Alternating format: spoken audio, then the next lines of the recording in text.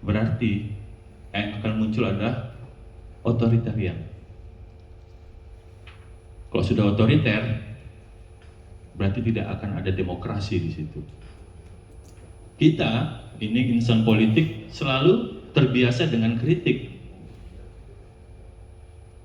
Bang Ja'far, ketua P3, saya pikir kritiknya luar biasa juga dari kader-kader P3. Di PAN juga demokrasi, kritik di internal juga sangat tinggi sekali, apalagi di Golkar, yang memang unsurnya itu memang banyak sekali gitu.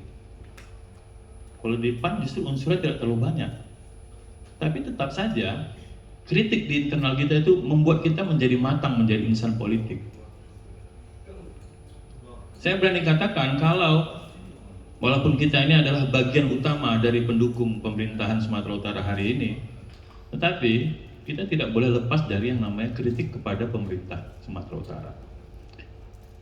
Jadi kalau beberapa statement gubernur kita terhadap rekan kita,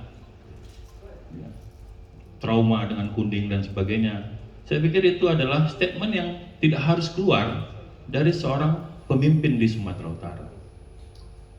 Apalagi kita adalah yang bahu-membahu mengantarkan beliau menjadi orang nomor 1 di Sumatera Utara. Makanya kami bisa memahami kemarahan yang terpendam di kawan-kawan kita yang di Golkar. Ini yang harusnya disadari oleh Bapak Gubernur kita. Ini saya kaitkan kepada tadi itu demokrasi, karena kita mau cerita tentang demokrasi di Sumatera Utara. Kalau tidak ada kritik, artinya tidak akan ada dialektika, tidak akan ada dialog, dan tidak ada dinamika. Kalau itu akan matilah demokrasi kita, karena akan diseragamkan semua. Kita berjuang siang malam ketika itu. Saya mungkin yang duduk di depan ini, saya adalah orang yang menandatangani pendaftaran Gubernur Sumatera Utara, termasuk Bang Ja'far.